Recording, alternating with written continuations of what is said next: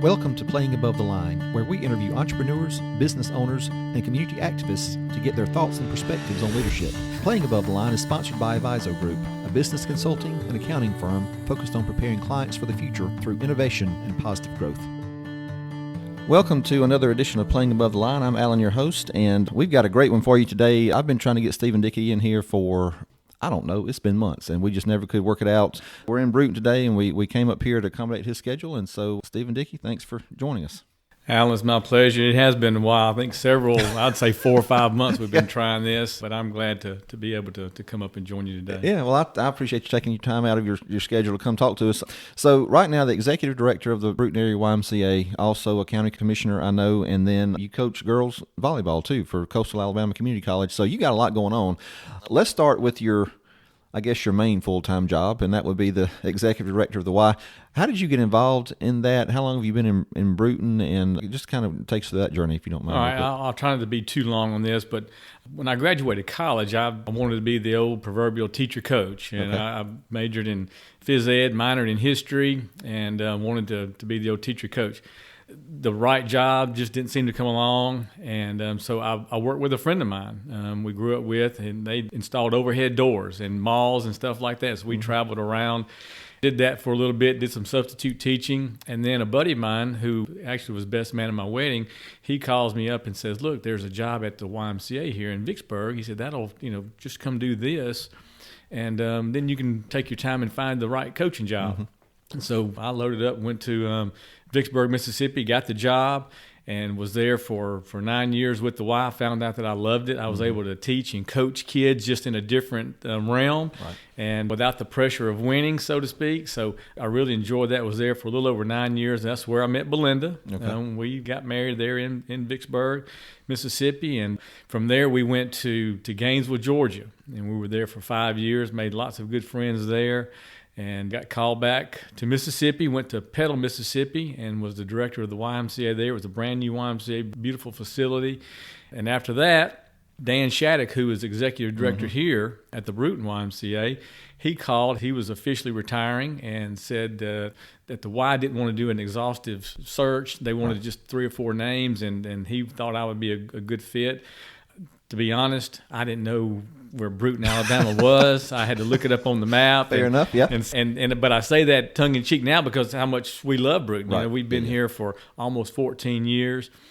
But anyway, I came over for the interview, and they called a couple of days later, offered me the job, and the rest is history, so to speak. But we've been here 13-plus years, and we've really enjoyed it. This Y is really phenomenal. The community support for this Y is unbelievable.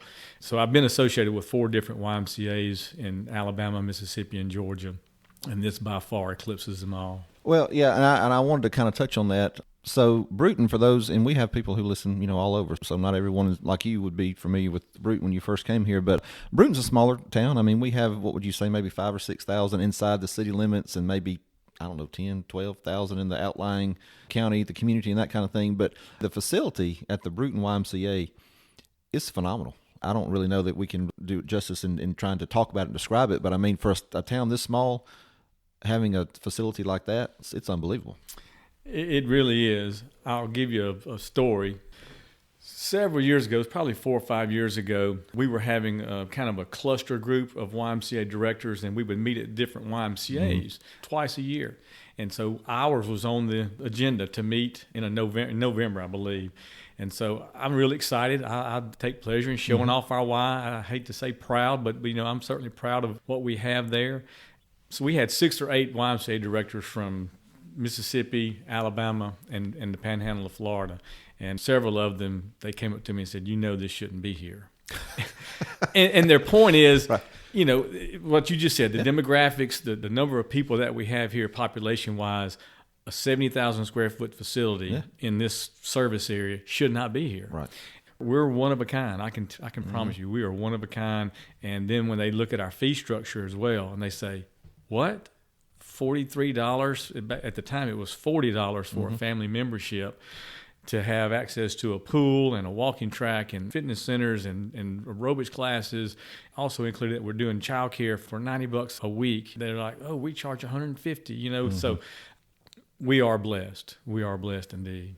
Why do you think, I don't know if you can really put your finger on it, but I mean, why do you think that the Y has enjoyed such community support? A lot of the support does come from businesses and from some of the charitable organizations and trusts and things that we have in around town. But I mean, why do you think that is? I mean, what about Brewton recognizes the importance of the Y? I don't know if that makes sense, but it does, Alan, and it's just unique. And like you said, I don't know if I can really put my finger on what the number one reason is. From a financial standpoint, if you look at it from a business standpoint, you know, one of the great things is, as you all with dealing with finances, is being debt free. And so Mr. Neal, I can't say enough about Mr. Tom Neal. I didn't meet him before he passed away, but he didn't just talk about bringing a Y to this community. He put his money where his mouth was, and he matched everything that the community raised and even beyond that to help that Y be built debt-free. So many Ys are, unfortunately, in this day and time, they're really on the verge of shutting their doors, and we're not one of them, partly because they have a lot of debt. And so we didn't have debt, number one, and then he established a foundation for us to kind of offset, expenses that we would incur over the course of the year to offset those. He wanted our fee structure to be where everybody in this community could afford it, and that's why if you picked up our building, took it to Birmingham, you'd be able to charge $75 or $85 a month, and what we're charging at $43 a month. Yeah. Unreal. So, we talked a little bit off air, 34 years in the Y system, and I've got to think, you were saying, you're in the middle of baseball and I guess, what'd you say, girls softball? Yeah. Okay, right now. You really have to be a logistics expert, I would think, in trying to kind of manage all these parts and pieces. Talk a little bit about what goes into actually having to manage all those programs and things, and also the people. I mean, you have a lot of employees, you have volunteers, you have, volunteer coaches. What does that look like on a daily basis? It is a lot to handle, but I learned early on. I worked for a gentleman, Herb Wilkinson, in Vicksburg, and I just thought this was the norm. That I was the fitness director, I was the sports director, I was the aquatics director, and I was the camp director, and I just thought that was part of it. And I got paid $14,000 a year in 1987. And I'm like, man, I'm rich. But anyway, I learned from him to kind of be a jack of all trades, and so when I came here to Brewton, our staff was already trained like that as well. So they knew how we're not overrun with staff. I think people would come up and realize that we are really undermanned, but we do a lot with the staff that we have. But it also comes back to volunteers. We need lots of volunteers, and we have really good volunteers that help us to meet the needs of the people there. From a logistical standpoint, you're trying to get fields ready. People not everybody. There's a lot of people that do understand all the inner workings of how everything is done, but you're trying to get fields ready, and you got them wet, and then you have to drag them, and you have to rake them, and get the equipment, order the uniforms, get the referees and the umpires, and all those things come into play. But it's just one of those things. Once you start doing it, it gets a lot easier. Yeah, no doubt. Let's just kind of talk about leadership in general real quick. You've been doing this for a long time. When I say the word leader or leadership, what are some qualities, or what do you think about when you think of a good leader? And you can equate it to people that you've had experience dealing with in years past, or just kind of what your philosophy has evolved into over the years. But what do you think about when I say that? Well, first, I do want to go back to Herb Wilkinson. He's meant a lot to me. He's still around. He's not with the YMCA any longer. He retired several years ago, but he meant a lot to me as a mentor from 1987 to 1996, and really showed me some great leadership qualities of doing what you say. If you say it, let's do it, and let's overperform, but let's don't say too much in the beginning. But he put his feet to the fire, and he meant a lot to me. Also, Dan Henley, who I work with in Hattiesburg, in Petal area. Dan and I are the same age. I'm actually a year older than him. I shouldn't say we're the same age, but I'm a year older than Dan. We played high school and college baseball against each other, and I learned a lot from Dan. He was really humble guy and showed me some great qualities of leadership as well. But when leadership, I think about, again, do what you say what you're going to do. Be sincere and be honest, and people see those qualities, I think, and I hope that they see them in me. And I won't ask anybody to pick up a mop that they've seen me mop the floor and clean the toilets and drag the fields and put the T-shirt on and be sweating. And so I think that they see that. I think, again, just leading by example. And again, I hope that I've done that in some small way. Yeah.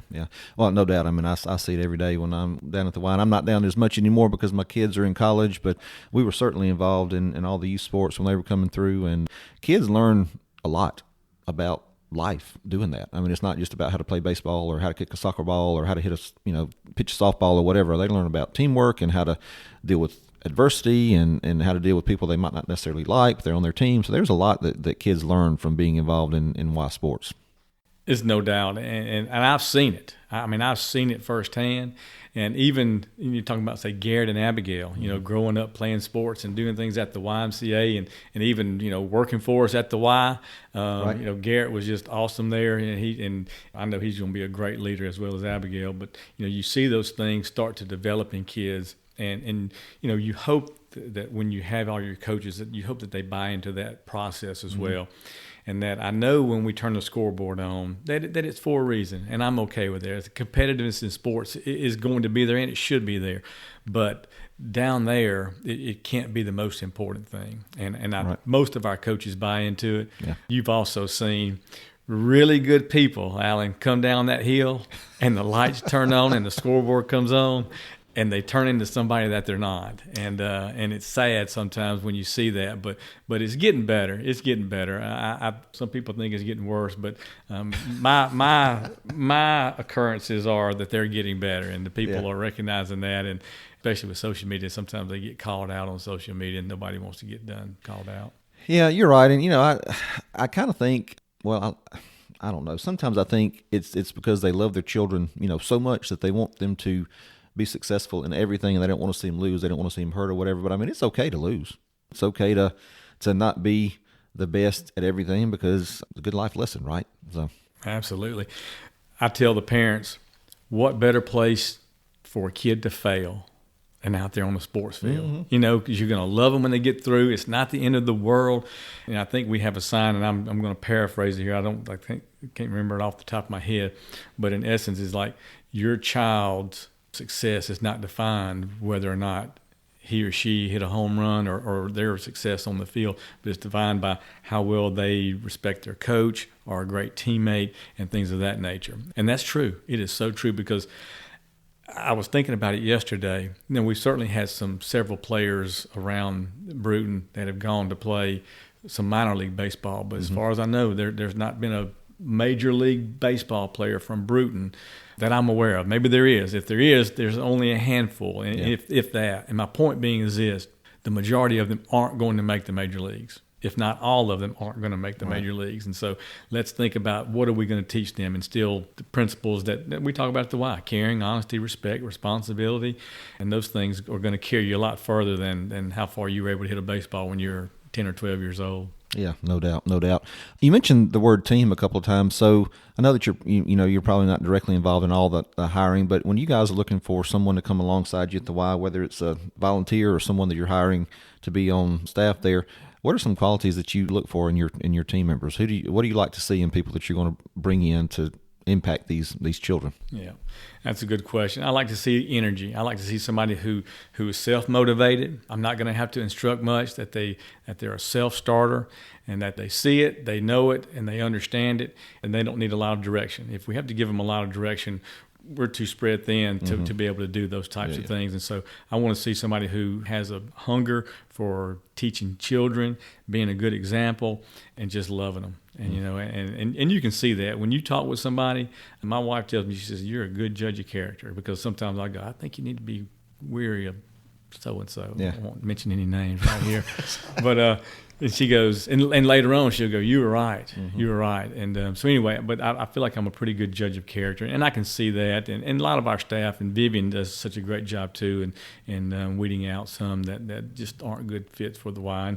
And we fail sometimes too. Sometimes people can put on the facade and play the game, and then they just don't meet the criteria that we're looking for in workers up there. More than not, we get a good staff, and our turnover rate is really low for a Y like ours too. Yeah. I'll say this about Vivian. I'm not sure if she still does this or not, but this was years ago. There was a boot camp class up there, and I think she was the one that taught it, but it was like at 5:00 in the morning, and I was going to get into, I needed to get into shape. I felt like I was maybe just getting to the age where I needed to start doing a little bit more exercise. And I went up there one time and just about died. And I was like, I can't do this anymore. And there were people in there probably, twice my age at least, and ladies and, me. Anyway, I was like, y'all people are crazy. I can't do this. I'll tell you a story about taking one of Vivian's class. I try to take everybody's class. I've done everybody's class. Well, I think it was Pilates. And I found out, as lovely as Vivian is and as nice as she is, Vivian will lie to you in that class. Because she will go, all right, 3 more, and then you do those 3 more. And when you tell a man that you have 3 more, how many do we think there is? No, there's going to be 3. 3, right, yeah. Okay?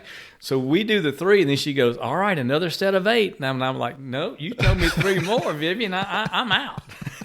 And Pilates, in case you don't know it, it's hard. Yeah, that's her. Pilates stinks. I've heard, yeah. But anyway, that was the first and only time I took Vivian's class. Yeah, I'm right there with you. But yeah, she does a great job. But wow, she can work you out. Mm-hmm. So let's switch gears a little bit. Also, not only are you involved in the Y, which younger children's sports, but you're also the girls volleyball coach for Coastal Alabama. So you go from one end of the spectrum to the other. So talk about that, and how did you get involved in that? And I got to think that coaching a bunch of girls is going to be a little bit different than maybe what you thought you were going to be when you graduated college and was going to be a coach and teacher. So yeah, well, it is.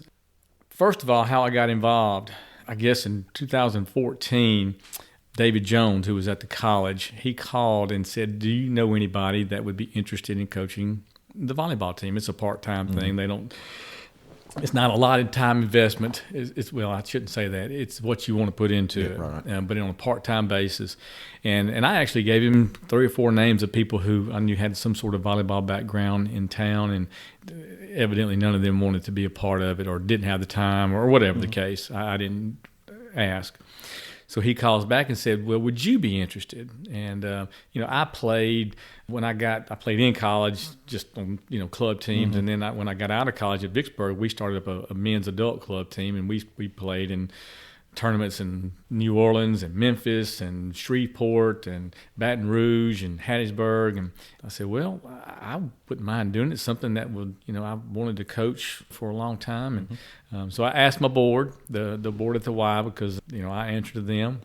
And they were very supportive and thought it'd be a great thing to do. And the time frame is August, September, and October, which are really some slower months for us. If you call the Y having some slower months, those are probably the 3 slowest months that we have. Our summer camps are finishing up. We're not really into our big sports programs yet. And so it's a slower time. And so they were agreeable to allow me to do that. And I think they trusted my work ethic, and that they knew that I wasn't going to cheat the Y, that I was still going to be there and do my duties. But anyway, so I started, and the first year I ended up one of the girls on the team, she was actually dating my son, who Caleb had played baseball over there, and so they were dating, and I hate to say it, I was really rough on her, and I loved her, but I was just rough on her, and because she was a really good player, and I thought I could get more out of her, and I treated her like my own, kind of, how we treat our kids differently sometimes, and it's not fair, but nonetheless. So anyway, I started that, and then now we're here 6 or 7 years later, and Belinda and I, we've just kind of taken that on as part of the ministry, man, because these girls come in. And again, no offense to Brewton, because we love Brewton, and I know you do, but if I have a girl from Hartsville, Alabama, she's never heard of Brewton, Alabama. Right. And I get lucky enough to get her a pretty good player to come down here. We want to comfort her, and we want to be there for her. And my wife is really good at that. Belinda's really good about helping them to, things that perhaps they need to talk to a woman about. And so she's really good at that. So we just kind of take it on as a ministry. And, we've been blessed to have some great girls. We started an alumni game just a couple of years ago, and we come back in the summer and invite them all. And the first year was just unbelievable. Girls were just coming from everywhere because they just wanted to come back, and and that makes you feel good, that you feel like you made an impact in their lives, because we don't have the greatest facilities, and it's not a knock, it's just what it is. And so we're competing against some teams that you pull into their place, it looks like a D1 program, Right. and so anyway, we know what we're up against, but we fight hard. The girls, I just want them to compete every day and give me all they got, and that's all that I can ask. And I'll say this as well, that I hated Abigail went on to Auburn, Alabama, but I saw her the other day. I think she was eating lunch with her grandparents, and I said, miss you, love to have you over there. But anyway, we miss some girls like that. Well, I guarantee you, if she would have played for anybody, it would have been you. She was bound and determined to head to Auburn, and I understood, and she's doing great up there. But yeah, she thinks a lot of you as well. So think about the last 7 years, maybe a girl or two that stands out as far as being a real leader. What qualities did one of those people have as far as stepping forward and kind of taking that leadership role in your team? Sometimes we hear about a leader, we think about somebody who's really vocal, and sometimes your best leaders are those who don't, where they say you walk softly and carry a big stick, and one of those, she's maybe one of my all-time favorite players, if not my all-time favorite player, is Megan Farmer. You hate to say names, but because I've had so many good players and girls that have had some leadership qualities. But Megan was a quiet leader, and she was a quiet assassin too. I mean, she was kind of short in stature for a middle hitter and really thin, but she was really explosive, and the girls really looked up to her. Another good leader was Ashley Black. Ashley is from Baker over in Florida. Ashley was a great leader for us, and she had some health issues her second year and wasn't able to play that much at all, but she was just a team leader, and I tell you what, she could be a little more vocal, and when she snapped her fingers, people stopped what they were doing and listened to her. But part of it, again, was they've been there, they've done that, but they were good listeners too. And I think being part of a leader is being a good listener, that you just don't talk all the time. Here I am talking all the time over this, but I think a good leader is a good listener. Yeah.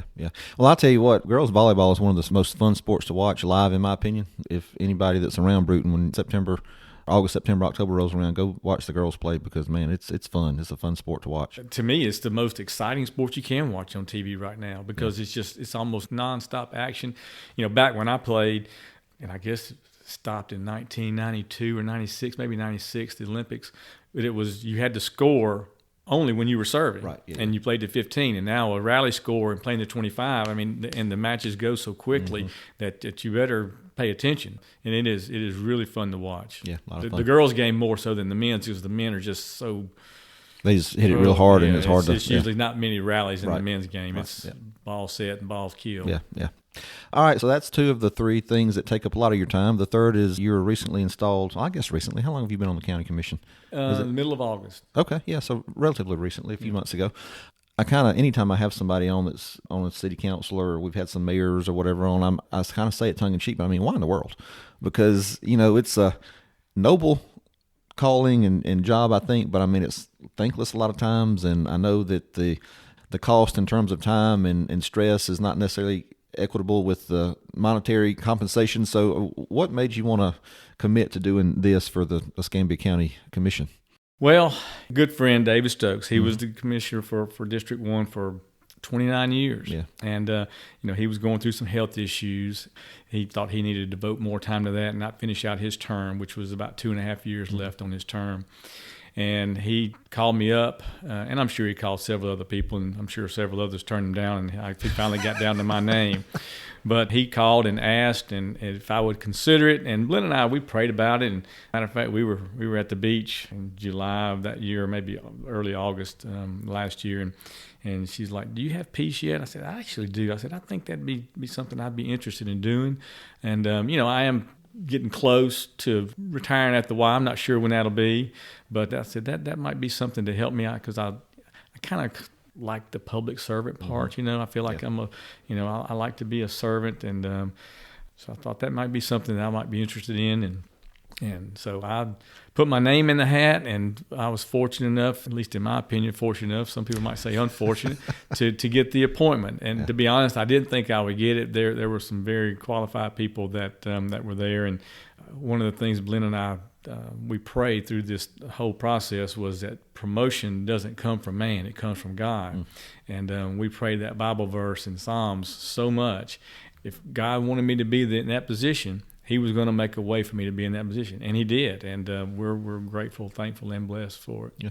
Your love for community is obvious, and because you've done that your entire career, right? I mean, just on the YMCA side. So, what do you hope to accomplish? I mean, you look at Escambia County, Brewton. We're a rural area. We struggle just like everybody else with jobs and just all the things that come with being in a less metropolitan type area. So, what do you want to accomplish in the next couple of years? Well, I tell you, the biggest struggle that Escambia County has, of course, is financial. Mm-hmm.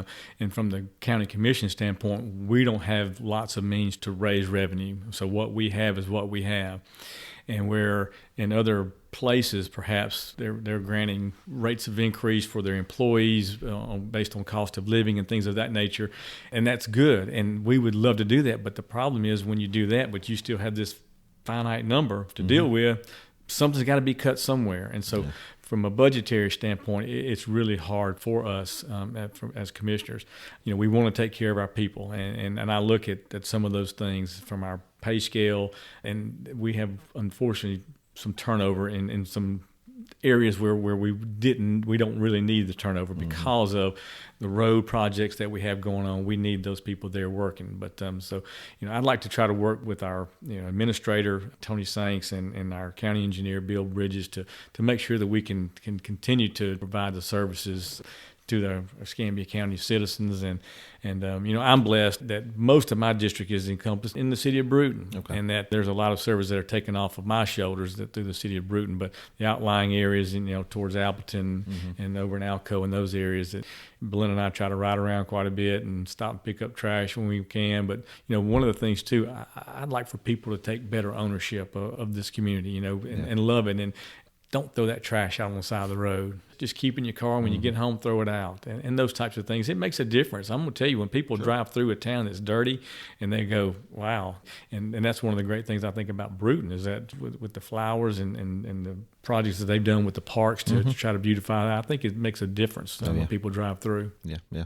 Well, noble cause indeed. So I appreciate everything that you do for the county in that capacity. As we wrap up, I always like to ask folks if I don't know if you're a big reader or if you're a podcast guy, but do you have a book or an author or a podcast maybe that has made an impact on you that you might be able to point our listeners to? Tony Dungee wrote a book, Quiet Strength. That book, he lost a son by suicide a few years ago, and that hit him really hard. And he's a very successful African-American football coach, won the Super Bowl, but he is such a humble man. He is so humble. And if you read that book, it really touched me. As far as, I'm not a big reader because I hate to say it, time with what I've got going on. I try to do my Bible study. I teach the 10th, 11th, 12th grade boys Sunday school at the First Baptist Church. And so just getting in the Word, and I try to do that and have a daily devotional that I look at. And big thing too, I got good friends. I've got good friends, and as the verse says, as iron sharpens iron, so one man sharpens another. And you try to surround yourself with good people that are going to hold you accountable and help you in your growth as well. Great. Can't think of a better way to end it. Steven Dickey, thank you so much for joining us. You're an inspiration. I appreciate all you do, and I appreciate your time today. All right. Thank you, Alan. We hope you enjoyed today's episode, and if you did, be sure to rate, review, and subscribe on iTunes and Spotify. It definitely helps us in the ratings, and it also makes it easier for other folks to find the podcast. And as always, a big thank you to producer and editor Carrie Wolf. Playing Above the Line is sponsored by Avizo Group. If you want to know more about who we are and what we do, you can visit our website at avizogroup.com. That's AVIZO group.com. You can also check us out on Instagram, Twitter, and Facebook. Thanks for listening.